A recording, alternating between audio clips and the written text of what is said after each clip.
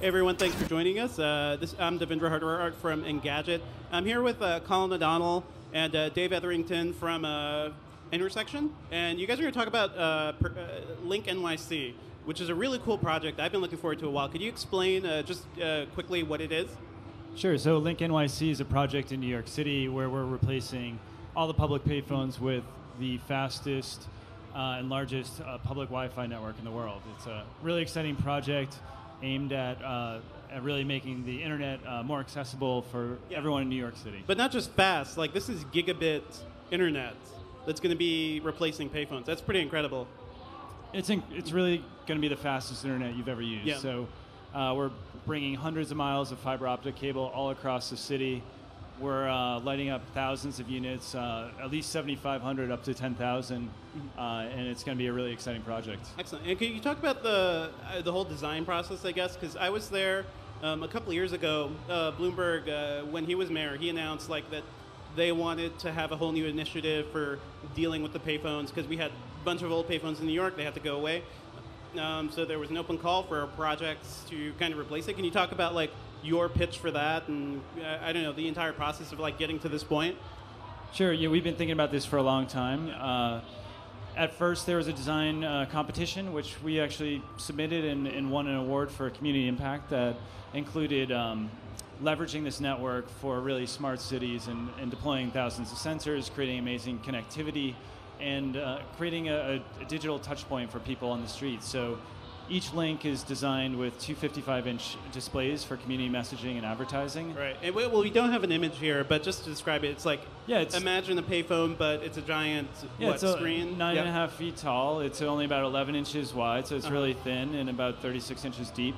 It's got two 55-inch displays on the sides, and then it has a tablet. Everyone has a tablet, so you can make free phone calls, charge a phone, access the internet, maps, and so a payphone you'd actually want to use. Exactly. Yeah. Free phone calls, but it's also an incredibly smart platform that has a lot of technology built into it, and so. What's the range you're expecting for the actual units? Wi-Fi we're seeing propagation of 150 to 400 feet. So if a city blocks 200 to 250 feet, and we're on almost every corner in New York City, really, it's in all the major commercial districts. So it's going to be some phenomenal I've seen the map. coverage. Like your game plan for spreading this out is pretty ambitious. Like a lot of points in Manhattan and pretty much all the other boroughs. Just trying to think here. Like what else? What else do the links offer? Right? There's going to be phone charging. Anything else for people? Yeah, each one offers, it understands its exact location in New York, so things like local search, wayfinding, listings are incredibly accurate. Everything is free as far as the consumers are concerned, people of New York. Not a single dime of taxpayers' money has been put towards this. Everything is paid for by advertising, and it's the largest deployment of digital displays in any city in the world. So from a brand perspective, this is really a unique opportunity to reach and engage with audiences in new and interesting ways. Right. I mean, these are going to be like giant, just big screens that'll be very useful for advertising, I guess. Like that's how you guys are monetizing it? Yeah, exactly, and a combination of big brands. We're also killing the loop. We don't think it makes any sense to kind of trap advertisers inside a loop. So this is going to be great for smaller local advertisers to really participate for the first time. It's also generating a tremendous amount of money for the city, which can be deployed for any purpose. But really, the city's focused on internet equity. So we're guaranteeing the city over $500 million in revenue over the first part of the contract. Gotcha. Maybe you guys need to speak up a little because we have a very loud radio station near us. The other thing too, like what is the hardware inside of these things? Because it sounds like you must have some crazy routers or something going on to kind of sustain this connection. Yeah, so we have incredibly fast fiber optic switches. We've been working with the Department of Energy, Argonne National Labs to think about sensors and how we can make sure these are functioning optimally all the time. We've got the fastest Wi-Fi router you can get, 802.11 AC. We're looking at 802.11 AD. Really fast, high-tech stuff that's going to really allow people to make the most of the fiber that we're deploying. Yeah, I guess I can't emphasize this enough. Like, it's not just 1 gigabit connection that you guys are spreading out through the entire city, right? Every single link is going to have full gigabit speeds for free. every link we can get fiber to, Yeah. we're bringing fiber to. There might be those cases where we can't. It's difficult to get fiber there, in which case we'll get internet as fast as we can by whatever means possible. But no, massive fiber deployment, multi-terabit uplink potential of the internet. So there really is no bottleneck on this, and it can be upgraded over time. So That's crazy. And you were saying too before when we were talking, you guys aren't putting any limits on this. Like people can use it for as long as they want. I think it's just a small sign-up thing, but you wouldn't mind if people replace their home internet with this thing, right? Well, yeah, one-time registration. You know, we are first and foremost users of the internet. We believe in creating the best product possible, and so we decided right from the beginning there could be no advertising once you sign up on the Wi-Fi. So you're just allowed to browse. You can go from access point to access point, never have to reconnect. You can leave the city and come back. No, just a seamless connection. No data caps. Downloading a game these days on your phone can take up a gigabit. Yep. That's something that you wouldn't do on the street because it would eat up a third at least of your data plan. So now you can do that. Gotcha. I mean, this is a pretty crazy concept. Just free gigabit internet. It's like even crazier than Google Fiber, I guess, right? Which is low cost in some communities, but you still have to pay something, and it's not like completely free. What do you guys think this will mean for New York City and for the people who are actually using it? Well, one of the kind of little published fact is that about 1 in 4 New Yorkers doesn't have access to high-speed broadband. That means they're not able to do the things that we take for granted, the entertainment, but also the educational and professional aspects of the internet, and really leveraging those services we take for granted, like YouTube, Netflix, but also Khan Academy, LinkedIn. So we think that this will really allow just a whole new group of New Yorkers, actually over 2.5 million people, to participate in this digital economy and culture that we're all enjoying here. It's also going to change the way New York looks. I mean, these beautifully designed structures, they feel very much part of New York City. And already we've seen when people see it in the street, they're just incredibly proud to see this as part of their neighborhood. It almost feels like it's like all those sci-fi movies we've seen over the past couple decades, right, where they have cities just fit with displays kind of everywhere. You guys, it's sort of building towards that. Like this is the most amount of digital signage I've seen. Can you talk about that aspect of it? Like signage is kind of a boring topic, but I don't know, when it comes to like putting digital displays out there, that Yes. changes how a city looks. So this is a platform, and we really see this as being able to be utilized for many different purposes. On the tablet, providing like digital newsstand information, weather, train alerts, just programmatically based on where it is, what time of day it is, and potentially the demographic of the audience walking by. Being able to use emergency messaging, whether it's a shelter in place or an Amber Alert. Being able to leverage also the sensor network to really create a kind of grassroots smart city or urban innovation platform. And can you talk about like I don't know, how long have you guys been working on this, and how did you basically end up with this sort of design? We've been thinking about this for a long time. The companies, before we formed Intersection, which is a relatively new company, Control Group and Titan, where I worked, were working together for the last couple of years. We were focused on the digitization of static media. Control Group at the time were focused on bringing together physical and digital experiences. So collaborating together, thinking about the possibilities in New York and really every major city around the world has been something that we've been pretty restless about thinking.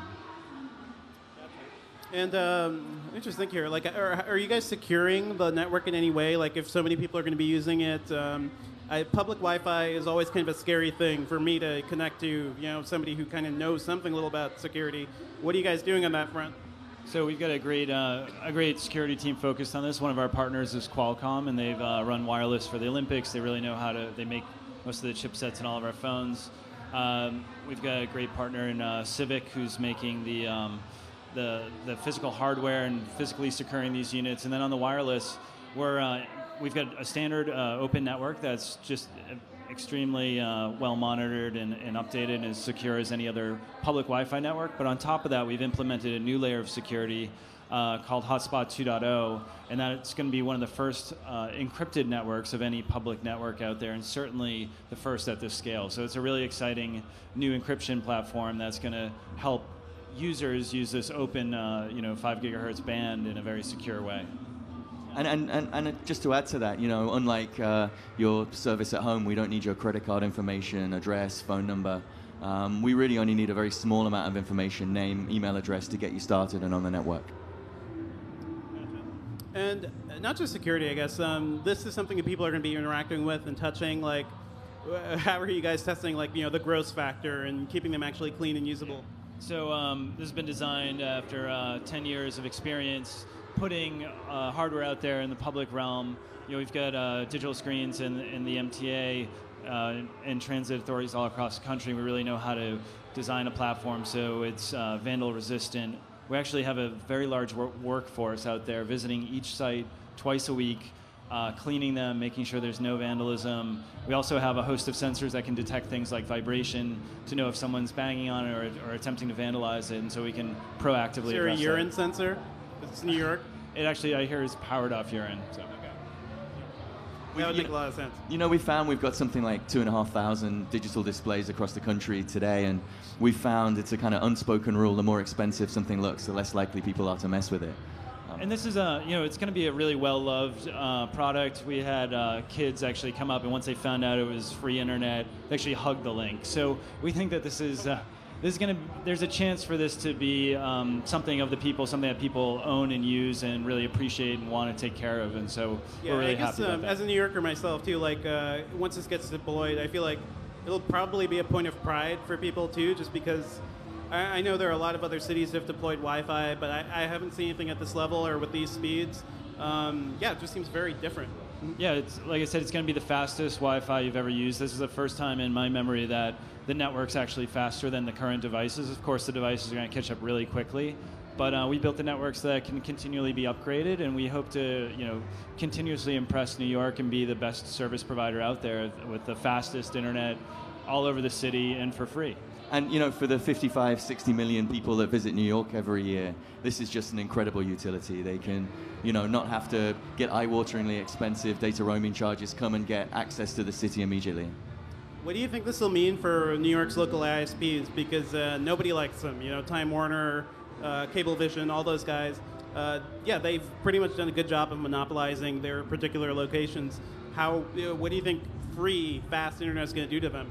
Look, I think we can look to how Google Fiber has changed markets and really pushed the envelope for what speed and what costs could be out there, and the industry's responded. And there's been a lowering of prices and an increase of speed ever since. We've seen far too little improvement in the speed and cost department based on the available technology and the CapEx to deploy these systems. So we think there's going to be a huge economic impact. I think if we could save just 10% of New Yorkers 50% of their phone bill, you'd be putting hundreds of millions of dollars back into people's pockets on an annual basis. And maybe that's just from lowering your mobile bill, but certainly I think there's potential for huge impact here.